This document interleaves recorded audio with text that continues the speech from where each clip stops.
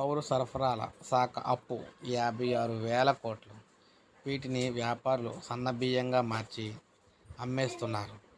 పౌర సరఫరాల శాఖను పూర్తి స్థాయిలో ప్రక్షాళన చేస్తాం. శాసన మండలిలో మంత్రి ఉత్తమ్ కుమార్ రెడ్డి. రేషన్ బియ్యాన్ని 70% కుటుంబాలు తినటం లేదు.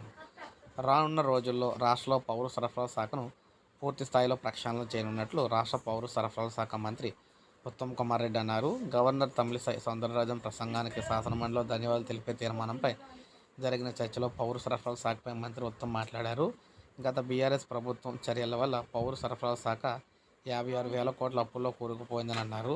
దానికి సంవత్సరం వడ్డీ 30,000 కోట్లు ఉందని కూడా అన్నారు. సివిల్ కార్పొరేషన్ అప్పులు ప్రస్తుతం 11,000 కోట్లుగా ఉన్నాయని ఆయనైతే తెలిపారన్నమాట. రాష్ట్రంలో రేషన్ షాపుల ద్వారా ప్రజలకు ఇచ్చే బియ్యాన్ని దాదాపు 70% మంది తినటం లేదన్నారు. రేషన్ కార్డు ఉన్న ప్రతి లబ్ధిదారుడికి కేంద్ర ప్రభుత్వం 5 కిలోలు, రాష్ట్ర ప్రభుత్వం 1 కిలో చొప్పున బియ్యాన్ని ఇస్తుందని, ప్రభుత్వం కిలో బియ్యానికి 39 రూపాయలు ఖర్చు చేసి ప్రజలకు అందిస్తున్న నాణ్యత లేకపోవడంతో వాటిని తినటం లేదని తెలిపారు. అధిక శాతం బియ్యాన్ని వ్యాపారులు రీసైక్లింగ్ చేసి వాటిని సన్నబియ్యంగా ఇతర అవసరాలకు పక్కదారి పట్టిస్తున్నారని అన్నారు. అయితే పౌర సరఫరా శాఖ ప్రక్షాళనకు సంబంధించి మండలి సభ్యులైతే సలహాలు సూచనలు కూడా ఇవ్వాలని ఆయన కోరారు.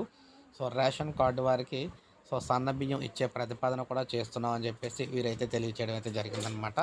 తొందరలోనే ఈ కార్యాచరణ అయితే రూపొందిస్తామని చెప్పారు. ఇది ఫ్రెండ్స్ వీడియో. నేను అసలు లైక్ చేయండి, సబ్స్క్రైబ్ చేసుకోకపోతే మన ఛానల్ సబ్స్క్రైబ్ చేసుకోవాలి.